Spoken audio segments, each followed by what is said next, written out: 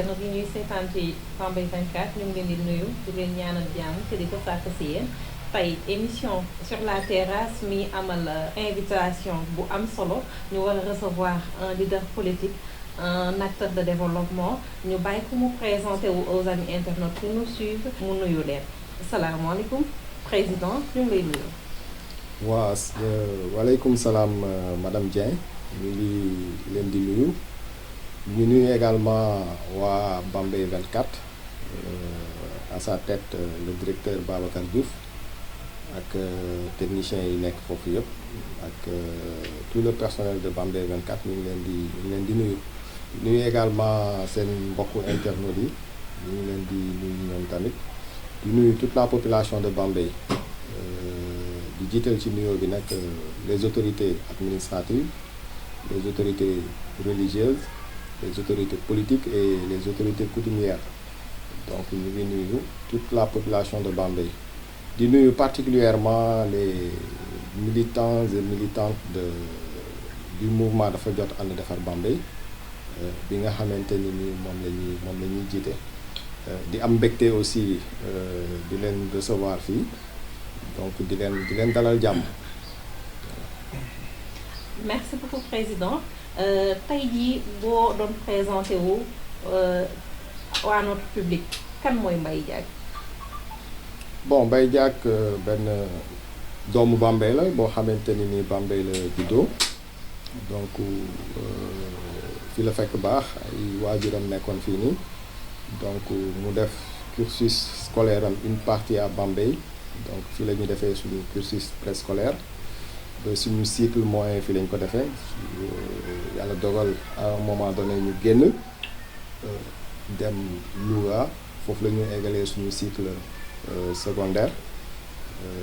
ginnaaw gi ñu jàll nekk professeur d'éducation physique def carrière de professeur d'éducation physique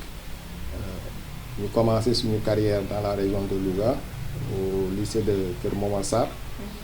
donc après on a fait également le lycée Malick Sall de Louga,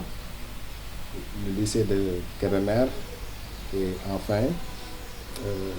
le CM Bambey 2 bi yàlla dogalee ñu jógee ci enseignement bi ñu embrassé beneen carrière au niveau du ministère de la jeunesse et des sports. Aujourd'hui nous sommes agents du ministère de la jeunesse et des sports nekk au niveau du service départemental de la jeunesse et des sports de Bambey. Ginnaaw loolu tamit depuis 2021 ñu nekk di jiite le comité de développement sanitaire du centre de santé de Bambey. Ci parcours bi tamit mën nañu wax que ni liggéey nañu ak plan international en tant que superviseur dans le cadre d'un programme dénommé programme tuberculose malaria.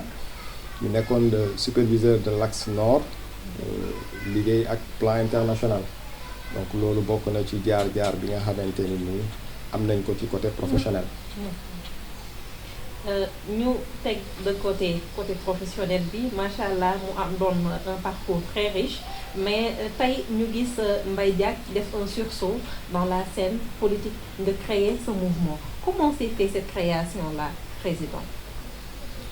waaw je crois que comme ni ñu ko waxee rek madame Dieng donc affaire yi dafa am fu mu commencé d'abord parce que en fait comme je l'ai dit tantôt on a commencé par le comité de santé en 2021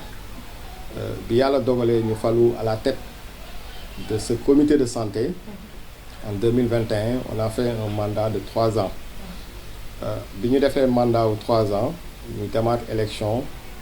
au mois de mai bi passé mai 2025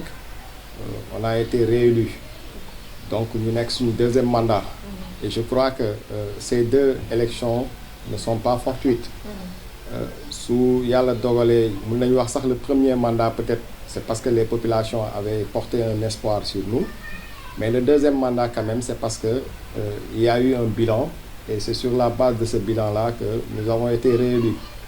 donc xëy na peut-être que loolu nag bokk na ci li nga xamante ni nii ci une partie ñenn ñi ci population bi ñu gis liggéey bu am solo boobu nga xamante ni amal nañ ko ñu doon demander à chaque fois pour que ñu impliqué wu dans la chose politique. Bon c'est vrai que politique daawoon nañ ko def parce que on a milité dans le PDS quand même vers les années 94 on a milité dans le PDS dans le MEL comme dans l'UJTL mais on avait benn moment gelé nos activités politiques pour tourner dans nos activités professionnelles mais bi nga xamante ni vraiment am na ñu nga xamante ni ñëw nañu demander à ce que vraiment ñu impliqué waat dans la politique bon xëy na peut-être que ñu wax ni toujours espoir bi ñu amoon ci comité de santé bi moom mooy continuer foofu ah bon ñu waxtaan ci ak ñi ñu ci war a waxtaanal ba yàlla dogal ñu nangul ñu ko et sur ce ci la ñu toogee waxtaan aussi pour xool nan la ñuy duggee ci politique boobu et l'idée de créer un mouvement foofu la ñëwee donc ñu créer un mouvement tuddee ko le mouvement dafa jot ànd defar Bambey bi ñu ko créer vraiment tout au début c'était une quinzaine de personnes ba yàlla dogal ñu nekk ci di ci liggéey ba je crois le mois de décembre passé lañ ko doon lancé au stade Omnisport de Bambey donc mu nekkoon le 27 décembre passé et je crois que voilà foofu le mouvement bi juddoo voilà ba tey fi mu egsi foofu ñu gis il y a pas longtemps nga woote structuration du mouvement lan moo waral loolu président parce que ñu bari dañuy créer mouvement mais amul benn structure on sait juste que tel est le président mais après pour le reste xamuñu mais yow nga woote pour structurer ce mouvement lan moo waral loolu waaw parce que en fait xam nga ñun dañu jàpp ni bu suñu mouvement juddoo di def li ñëpp di def amul sens il va falloir que mu am une démarche nouvelle et la démarche nouvelle c'était de faire en sorte que la démocratie prévaut dans le mouvement donc loolu bokk na ci li nga xamante ni moom moo tax ñu ne dañuy dem assemblée générale donc pour innover parce que comme ni nga ko waxee nag mouvement yi souvent bu ñu koy créer ki créer mouvement bi moom mooy toog mu tànn ay homme de confiance am mu ne diw yow yaa yor lii yow yaa yor lii yow yaa yor lii bon ñun on a voulu quand même innover par rapport ak démarche boobu noonu comme ni ma ko waxee ñu fexe bàyyi askan bi ñoom ñu tànnal seen bopp ñi leen di jiite parce que comme je l'ai toujours dit mouvement bi dañ koy créer mais moomuñu ko c'est vrai que ñun ñoo ko créer mais tey ay Bambey waa ñoo ci bokk Bambey waa yooyu ci bokk nag il va falloir que li ñu joxoon ñu delloo leen ko muy cër bi nga xamante ni jox nañ ñu ko ñu delloo leen ko ba ñoom ñu mën a prononcer wu xool ñi nga xamante ni ñoo leen doy ñu confier leen les destinées du mouvement pour que ñooñu mën ko doxal. C'est très important. Pour rappel, nous sommes dans l'émission Sur la terrasse et on reçoit le président Mbaye Diack, responsable politique à Bambey. Waaw président ñu gis ni nekk nga yore nga comité de santé bu Bambey de 2021 à nos jours pour votre deuxième mandat président est-ce que yore comité de santé ak yore commune bi nga xamante ni moom mooy sa ambition tey jii est-ce que day doon benn. Bon. De toute façon le comité de santé c'est la commune en miniature pour man parce que en fait te bu dul loolu sax madame Dieng je crois que comme ni ma ko waxee léegi am nañu tuuti expérience quand même si suñu parcours professionnel si le management donc wax naa ko léegi j'ai eu à travailler dans un programme bu nga xamante ni nii on avait presque plus de 400 personnes yu nekkoon sous notre responsabilité ñu koy gérer et que dans ce programme là il y avait un volet qui concernait la décentralisation on travaillait avec des collectivités locales en plus de cela également je crois que nous avons acquis vraiment une expérience professionnelle et une expérience de la vie également bu nga xamante ni tey toutes ces expériences cumulées jàpp nañu ne vraiment war nañu permettre tey ñu mën a dagaan baatu askan bi pour yor mairie Bambey. Vous avez eu à gérer des centaines de personnes vous avez fait un saut sur la scène politique Mbaye Diack tey ñu dëgmal ci élection locale yi ci 2027 incha allah daa mel ni Mbaye dangaa samp ndënd. waaw bon samp nañ suñu ndënd de en tout cas je crois que keroog bi ñuy def assemblée générale wax nañ ko que le mouvement dafa jot ànd defar Bambey dina dem ci élection locale yi. loolu moom wax nañ ko keroog. je crois que vous étiez tous là-bas. et que loolu lañ bëgg aussi. te ci loolu la ñu nekk également di ci liggéey. voilà. tey jii Mbaye boo waroon a dem sur la scène politique laajte mairie Bambey sous quelle bannière nga koy demee est-ce que da ngay dem ak coalition wala da ngay dem sous votre propre bannière. waaw bon en tout cas l'histoire politique du Sénégal a montré que ni élection ay unité dootuñu ko gagné. ay coalition moo koy gagné. je crois que à commencer par élection présidentielle élection législative élection locale élection yi fi jaar yëpp l'histoire politique du Sénégal wane na que ni benn parti politique mënatul gagné élection. même su nekkee ni parti bi nekk au pouvoir day soxla parfois ay alliés sax pour gagner à plus forte raison maintenant ñu nga xamante ni nii dañu créer ay mouvement c'est clair que ni pour ñu dem élection pour atteindre suñu objectif forcément il faudrait que ñu appuyer wu quand même sur des alliés pour mun a am li ñu bëgg. Est-ce que tey avec vos ambitions par rapport à la commune de Bambey et à la population de Bambey gis nga coalition wala parti politique boo xamante ni jege na ci say idéologie. waaw bon de toute façon comme lu may wax rek ñun on est en politique te politique il faut jamais dire jamais. tey képp ku nga xamante ni nii gis nañu que ni ñun en tout cas le mouvement dafa jot idéologie bi mu am valeur yi muy incarné képp ku nga xamante ni nii gis nañu que am na idéologie boobu am na valeur yooyu te ñu mun ànd ak moom je dis bien te ñu mun ànd ak moom pour atteindre suñu objectif on n'hésite pas à collaborer avec lui pour que vraiment li ñu bëgg ñu mën ko am. Très important président Mbaye Diack tey jii buñ la waroon wax ñaari wala ñett axes yoo xamante ni nekk na urgence ci commune bu Bambey ñu fal la au soir des élections de 2027 incha allah des élections locales de 2027 ñu fal la ñetti priorité ñetti urgence yu nekk dans la commune de Bambey yoo xamante ni war na ko. waaw donc je crois que Bambey moom fi ñu toll nii comme lu may wax madame Dieng tout est priorité. Bambey tout est priorité maintenant sur les priorités peut-être il y a des surpriorités. Absolument. Il y a des surpriorités mais bon en tout cas ñun on compte baser notre gouvernance sur les problèmes des Bambeywax. Et pour que cette gouvernance là ñu mun ko baser sur les problèmes des Bambeywax il va falloir que ñu liggéey pour xam exactement lan mooy problème mu Bambeywax yi li may faral di wax que Bambey y a des problèmes généraux. C'est des problèmes que tous les quartiers de Bambey vivent. Mais quand même il y a des problèmes spécifiques. Problèmes yu nga xamante ni tey boo duggee ginnaaw raay fekk ko fa boo ñëwee waxal jàmm doo ko fa fekk. Maintenant nous comptons dans l'avenir organiser un forum je crois que waxoon naa ko ci feuille de route mouvement bi la bokk. On va organiser un forum où on fera un diagnostic situationnel de Bambey. Et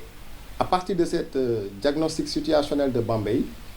on saura quand même tous les problèmes de Bambey et on va les classer par ordre de priorité.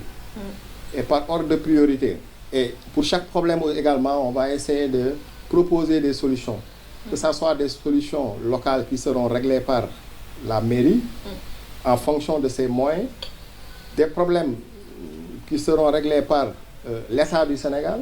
Et là, je crois que la collectivité locale, en tant que structure déconcentrée de l'État, moom mooy def plaidoyer pour que État bi mun a jël en charge ces problèmes-là. Parce que il faudrait pas que ñu fàtte que ni aussi collectivité locale dafa am lu nga xamante ni loolu la mën ak lu mu mënul. Maintenant tey lu may wax chaque jour ñun bëgg baatu askan bi du tax ñu digee loo xamante ni leer nañu ne c'est pas à portée d'une collectivité locale. Très important. Donc lu ñuy wax parce que demain su ñu fi ñëwee aussi les gens vont nous juger sur ce qu'on avait dit. Donc il va falloir que aussi bu ñuy wax ak ñoom ñu wax leen lu nga xamante ni nii moom moo nekk. En tout cas su ñu defaree ce document là comme nu ma ko waxee ak les problèmes ñu génnee des solutions wax naa première axe solution bi c'est la collectivité locale. yi mu mën a jël en charge en fonction de son budget. Deuxième axe de solution bi mooy l'État. Troisième axe bi c'est la coopération décentralisée. Donc on va essayer de trouver des partenaires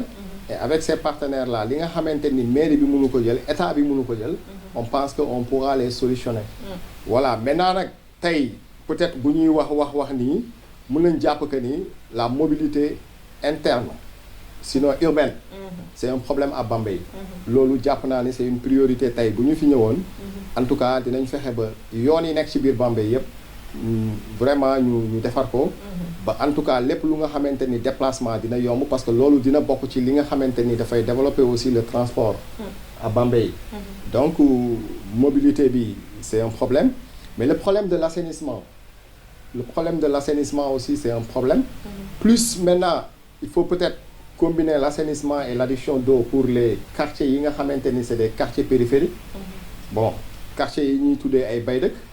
les gens ñu ngi nekk ci quartier yu nga xamante ni peut-être amul ndox loolu c'est un problème l'assainissement aussi ñun ñëpp gis nañu que Bambey système d'évacuation des eaux usées bi eau pluviale c'est un problème am na quartier yu nga xamante ni ba léegi amul canalisation donc yooyu aussi je crois que priorité la mais plus maintenant l'électrification parce que on ne peut pas régler un problème de sécurité tant qu'on ne règle pas le problème de l'électrification si on règle le problème de l'électrification à la fois on règle le problème d'insécurité donc je crois que ça aussi c'est une priorité ci yenn quartier Bambey yi donc muy maanaam wàllu problème courant bi parce que am na ay sancaan yoo xamante ni ba léegi courant bi eggul foofu comme ni ma ko waxee ci ndox bi aussi am na ay quartiers yoo xamante ni nii ndox bi eggul foofu mu jëm ci wàllu canalisation yi jàpp nañ ni yooyu c'est des priorités yoo xamante ni nii vraiment ñun bu ñu fi ñëwoon en tout cas ci suñu premier mandat dinañ ci taxaw waa Mbaye doo daaneel te waxi faj mi ak njàng meeg njàngale bi waaw faj bi je crois que yooyu moom c'est les surpriorités comme lu ma wax léegi c'est-à-dire que on ne peut pas développer mënuñu développer dëkk wala réew te waxuñu jàngale ak faju jàng ak faju yooyu moom je crois que ni loolu moom ku nekk xam na ni ay priorité la maintenant faj bi wax naa ko la dernière fois le problème de Bambey le problème fondamental mooy que il faut tey Bambey am hôpital un EPS loolu moom c'est le problème de Bambey même si les gens ont fait quand même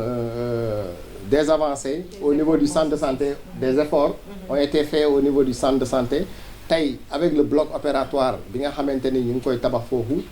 le service néonatal bi nga xamante ni aussi ñu ngi koy tabax yooyu yëpp presque pare na dina régler lu bëri ci problème Bambey mais ça ne suffit pas moi je dis que pour une population qui avoisine presque 500 000 habitants pour le département il faudrait que ñu am hôpital mais bu ñu amee hôpital aussi en même temps on va continuer de garder notre centre de santé à côté plus maintenant les postes de santé qui seront installés un peu partout ci yenn quartiers yi parce que tey am na quartier yoo xamante ni màgg nañ ci Bambey soxla na peut-être ay postes de santé am fa parce que boo jëlee tey par exemple Bambey il y a que 3 ou 4 postes de santé Léona Nord DVF Croix-Rouge Saint-Martin qui est un peu privé maintenant tey Bambey yaatuwaat na yokku na am na quartier yu nga xamante ni tey dañuy jógee fa ñu dëkk di ñëw ba centre de santé sori na ci quartier yooyu war na mun a am ay postes de santé également donc je crois que loolu moom duñu ko fàtte mais comme lu ma wax yooyu éducation santé c'est les surpriorités parce que man jàpp naa ni ku wérul mënuloo def dara jàpp naa ne également réew bu ñu ko bëggee développer il faut que ñu am xam-xam ñu jàng donc yooyu moom c'est les surpriorités c'est valable également pour l'éducation bon l'éducation aussi il faudrait que vraiment li nga xamante ni jot na fi am aussi ci ay CM bon ñu xool nan la ñuy def pour que vraiment parce que jàpp naa ni tey 3 CM ne suffit plus à Bambey Bambey war na mun a am beneen CM bu bees mais également aussi ñu xool nan la ñuy encore accompagner les écoles surtout élémentaires yooyu yëpp vraiment pour que jàng bi mën a jaar ci yoon accompagner également xale yi ci ay wàllu fourniture parce que aussi il faudrait que ñu comprendre que population yi ci dëkk bu mel ni Bambey vraiment nous vivons bon vous m'excusez une pauvreté un peu extrême donc il faudrait que nit ñi vraiment ñu leen di accompagner ci yenn yi voilà d'accord le système sanitaire c'est un côté que vous maîtrisez assez. On va bondir sur le foncier à Bambey xam nga yaa ngi waxi implanté fi un hôpital mais Mbaye il paraît que tey jii yéen bu ñu leen falee da ngeen di am problème parce que suuf desatul Bambey. Bon, de toute façon, moi je crois que nous avons un problème parce qu'il faudrait que nous comprenions que nous aussi, les meilleurs, sauf mom,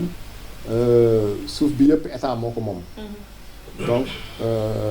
maintenant, je crois que tout récemment, les maires de Bambey, en tout cas, d'accord avec intercommunalité. Cette intercommunalité doit permettre à Bambey, si on a un projet sur le souffle, fu mel ni Ngogom fu mel ni Ngoy fu mel ni Caxaar ñoo ñi nga xamante ni ñoom ñoo sës ci Bambey dinañ mun a léguer seen suuf Bambey parce que am na seen ay suuf quand même yoo xamante ni nii dugg na jege na ci biir Bambey. Bon, c'est vrai que le problème du foncier est un problème à Bambey, ça a toujours été un problème. Bon, mais jàpp nañu ne s'il y a des projets d'intérêt public suuf moom du mun a ñàkk. kon ñu taaxeerlu rek ñaan yàlla ñu am une issue heureuse sur toutes ces difficultés là Mbaye Diack tey ban aperçu ngay def ci l'actuelle municipalité. Bon. ñi fi toog instant bii nii il y a que du positif il y a du négatif wala il y a les deux tey boo nekkoon nga nekk un simple citoyen de Bambey nga toog war a analyser. ñi fi toog tey war leen noter. waaw bon en fait moi comme lu may wax rek xam nga man moom yàlla dogal na ni je ne suis pas nihiliste. tey politique tamit bii may def li may wax chaque jour ci dëggu ak dëggal laa koy teg. ñi fi nekk quand même parce que du ma ni defuñu fi dara. parce que nit fu mu nekk def fi benn temps bi dina am lu mu fa def. moo xam muy lu positif moo xam muy lu négatif au passage ñuy nuyu suñu grand frère Assane Dia l'actuel maire de Bambey ñu koy nuyu mais quand même suñu leen doon noter comme lu nga wax peut-être que ni mën nañu wax que on va leur donner quand même une note passable. Waaw bon parce que jàpp nañu ne quand même affaire yi des na bouger des na même si il est en train de faire des efforts comme je l'ai dit mais quand même il reste beaucoup d'efforts à faire. Il reste beaucoup am na lu bëri lu nga xamante ni war nañ ko def te jàpp naa ni tey Bambey lu bëri waroon na ko dépasser fi ñu toll nii. waroon nañu dépasser tey ñu toog ci Bambey ñuy wax am na ay quartiers yu amul ndox am na ay quartiers yu amul courant. Au moment où il y a des villages ci Sénégal yoo xamante ni tey boo fa demee am nañ ndox am nañ courant. Bambey qui est là à 100 et quelques kilomètres de Dakar de la capitale ñu lay wax ni la am na ay quartiers yu amul ndox am na ay quartiers yu amul courant ça c'est loolu moom wax dëgg yàlla xel mënu ko nangu au 21e siècle. Bon comme lu ma wax aussi si wàllu mobilité urbaine tey jàpp nañu ne lu bëri Bambey waroon na mën a régler parce que nag bu weesoo li nga xamante ni Promoville moo ko fi indi woon mu nekk un projet de Promoville. mun naa wax ni tali yi nekk fii ci dëkk bi ñoom ñoo fi nekkoon depuis temps wu Pierre Senghor depuis temps wu Pierre Senghor. Donc là je me pose une question maire yi fi jaar yëpp vraiment lan la ñu def pour que mobilité dëkk bi mun a yomb. Bon c'est vrai que temps yi nag gis nañu vraiment l'actuel maire mu ngi bouger mu ngi essayer bouger affaire yi. En tout cas ñu ngi xolli ay yoon. Ah c'est bien ñu koy encourager. di ñaan également loolu continuer mais comme ni ma ko waxee daal loolu moom waroon nañ ko dépasser. Bon c'est valable aussi comme li ñu wax léegi ci wàllu santé voilà ci wàllu également assainissement surtout parce que mënuñu depuis des années des décennies voire des dizaines des décennies Bambey toujours di dund le même problème mooy problème mu inondation. chaque année il y a des quartiers yu nga xamante ni su nawet bi xasee jot pour nga dugg fa c'est tout un problème. ñenn ñi dañuy génn seen ay kër. Je crois que ce problème là fi ñu toll nii waroon nañ ko dépasser. Donc moo tax daal jàpp nañu ne comme ni ma ko waxee rek am na ay efforts yu bëree bëri yu ñu war a def. Niveau local tey seen politique bi xaw naa yëngu bi nga créé sa mouvement ak léegi décembre ak léegi gis nga ñu bëri samp seen dënd say adversaire politique entre guillemets tey ban message nga leen di lancer wala ban jàngat nga ciy am.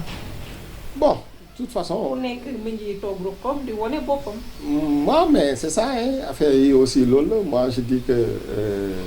Bambey a besoin de ça. parce que en fait loolu lu baax la ci Bambey. lu baax la ci Bambey maintenant li may wax chaque jour rek ni politique aussi du noonu.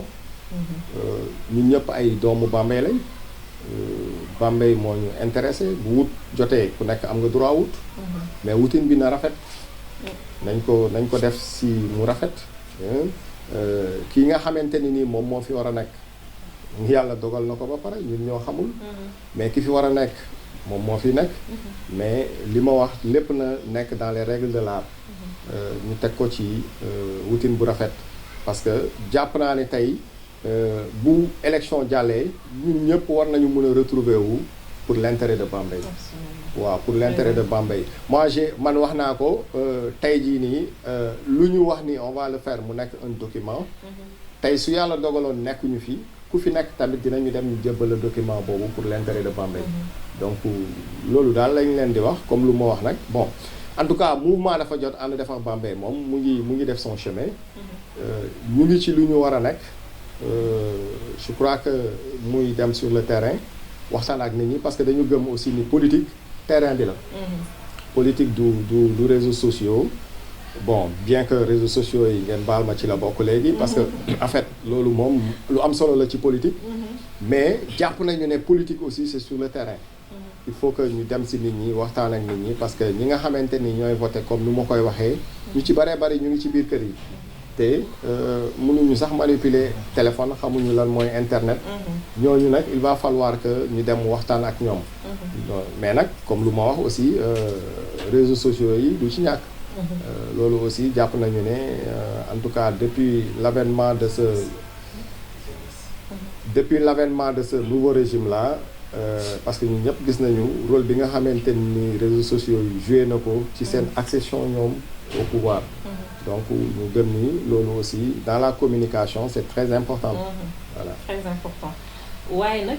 xanaa jot ngaa suivre ces acteurs politiques là am na loo ci seetlu Mbaye foog nga génne li nekk sa xel mi am loo jàngal si ñoom. bon de toute façon xam nga comme lu ma wax rek acteurs politiques yi xam nga Bambey moom lu may wax chaque jour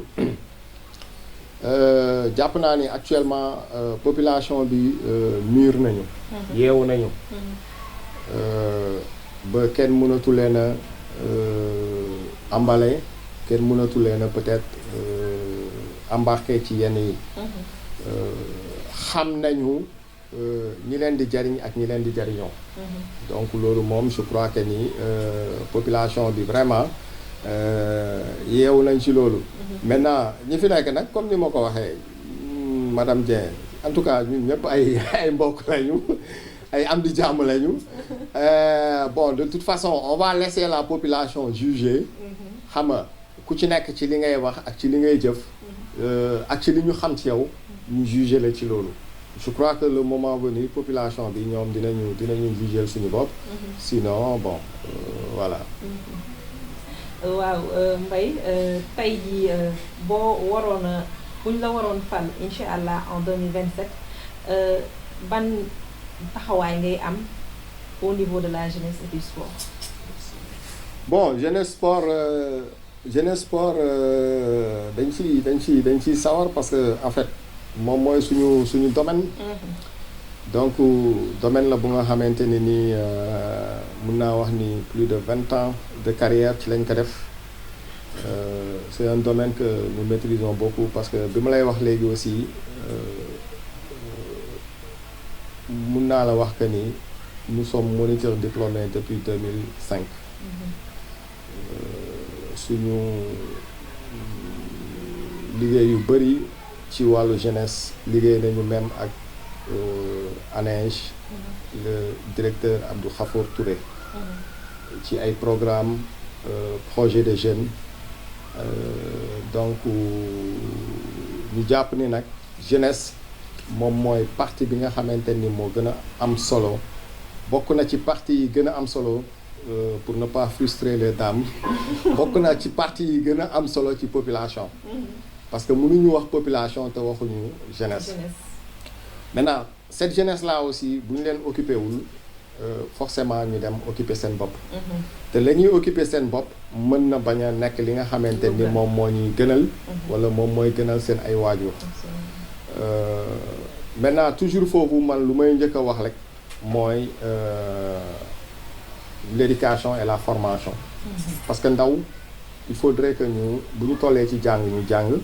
bu ñu tollee ci def formation ñu former leen pour que ñu mën a am ay métiers. ñi nga xamante ni jàng bi raw na leen ñu mun leen accompagner pour que ñu def ay formation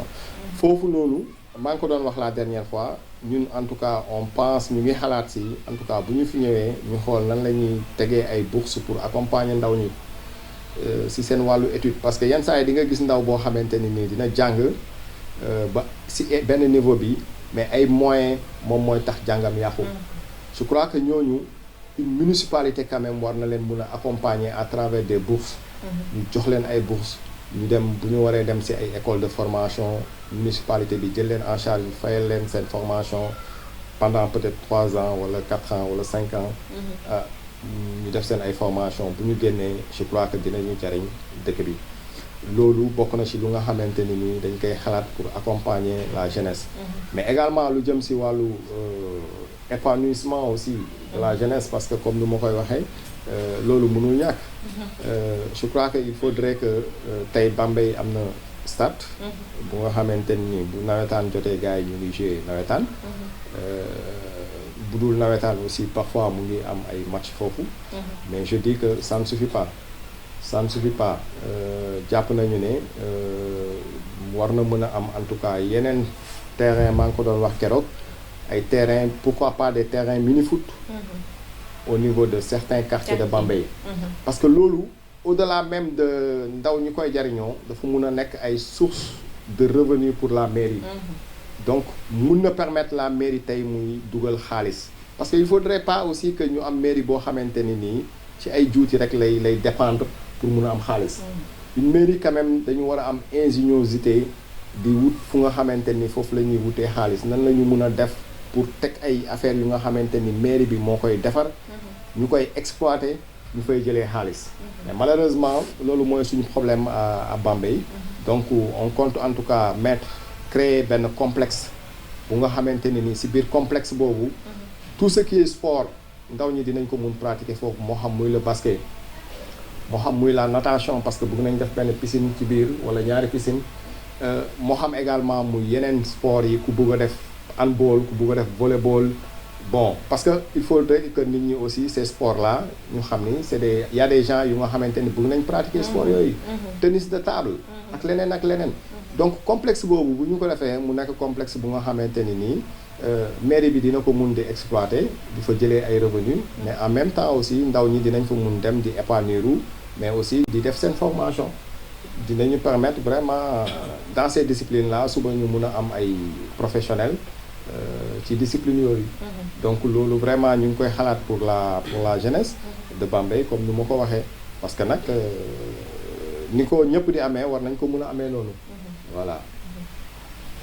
sama technicien moom mooy def signe ne ma li ñu joxoon ci waxtu mi ngi bëgg a jeex donc président ce dernier mot lan ngay tàggoo ak population Bambey. bon dernier mot bi mooy d'abord dañ leen di santaat yéen waa Bambey 24 comme ni ma ko waxee woon ci njalbeen bi di ci jiital le président directeur général Babacar Diouf ak collaborateur am collaboratrice am yi muy liggéeyandoo yëpp ñu ngi leen di sant. di sant également mbokku internautes yi di sant toute la population de Bambey di sant particulièrement suñu mouvement bi ñi nga xamante ni ñëpp ñu ngi ci góor jigéen mag ak ndaw depuis que ñu créé mouvement bi vraiment ñu nekk ay nit yu engagés déterminés à notre côté heure bu ñu jógee ñu jóg ba tey mouvement bi egsi fii mu egsi donc ñooñu dañ leen di beral mention spéciale di leen sant ñoom ñëpp di leen encourager di wax ni liggéey bi comme ni ma koy waxee wax ko la dernière fois dafay doog a commencer. donc ñu bañ a yoxi bañ a taayal te xam ni li nekk ci kanam li ñuy xaar moom moo ëpp doole. leneen li ci des aussi ñuy lancer appel toute la population de Bambey d'ici et d'ailleurs ñu nekk ci biir dëkk bi ak ñi fi nekkul comme ni ma ko waxee le mouvement dafa jot ànd defar Bambey mouvement la boo xamante ni nii amul appartenance politique amul waaso amul religion mouvement la boo xam ne li ko tax a jóg mooy Bambey donc képp koo xamante ni nii développement wu Bambey ñor na la te li may wax toujours aussi principe ak valeurs yi nga xamante ni ñu ngi koy incarner ci mouvement bi ñu gis ko ci yow ñu ngi lay tàllal loxo walla on n'hésiterait pas pour dem seeti la pour waxtaan ak yow pour que ensemble ñu ñëw ñu ànd ñu construire Bambey parce que nag damay wax ni ñun li ñu am li amul lu gën a féete kaw Bambey amul lu gën a féete kaw Bambey te tey Bambey mooy loo xamante ni ñun ñëpp moom moo ñu lëkkalee en tant que doomu Bambey suñu fexee ba mu développé wu jàpp naa ni ku nekk dina ci gis boppam Massamba dina ci gis boppam Mademba dina ci gis boppam te ñu bàyyi intérêt personnel c'est intérêt personnel moom jàpp naa ni bokk na ci li tardel Bambey tey nag war nañ mën a dépasser loolu fexe comme je l'ai dit li nga xamante ni moom la ñu am de commun muy Bambey ñu teg ko sur la table ñu ñëpp ñu joxante loxo ñu ànd pour que Bambey mën a jógee ci étape bi mu nekk dem ci beneen étape ba bu ñuy citer en tout cas dëkk yi nga xamante ni ñoom ñoo gën développé ci Sénégal ñu mun ko ci boole. Donc loolu lañ leen di wax comme ni ma ko waxee rek encore une fois di nuyu acteurs politiques yi fi nekk yépp ci dëkk bi vraiment ñoom tamit ñu leen di wax que ni comme lu mu wax rek politique mën nañ ko def te jàpp naa ne duñu xastante duñu saagante duñu wax ju ñaaw nañu teg lépp ci ay arguments ci débat d'idées je crois que mooy li nga xamante ni moom moo am solo et mooy njariñ mooy intérêt wu Bambey donc sur ce vraiment ñu ngi leen di remercier waat bu baax a baax a baax. Et pour l'intérêt de Bambey sax loolu moo ñu soxal loolu moo soxal waa Bambey donc ñu ngi lay remercier. Pour rappel l'émission Sur la terrasse ñu ngi doon recevoir le président du mouvement Dafa Jot ànd defar Bambey le président Mbaye Diack ñu am ak moom waxtaan bu am solo sur son mouvement, sur la situation politique à Bambey et sur ses ambitions pour la commune de Bambey. Ñu ngi leen di remercier amis internautes qui nous suivent sur Bambey 24. On se donne rendez-vous pour une autre émission de Sur la terrasse avec un autre invité.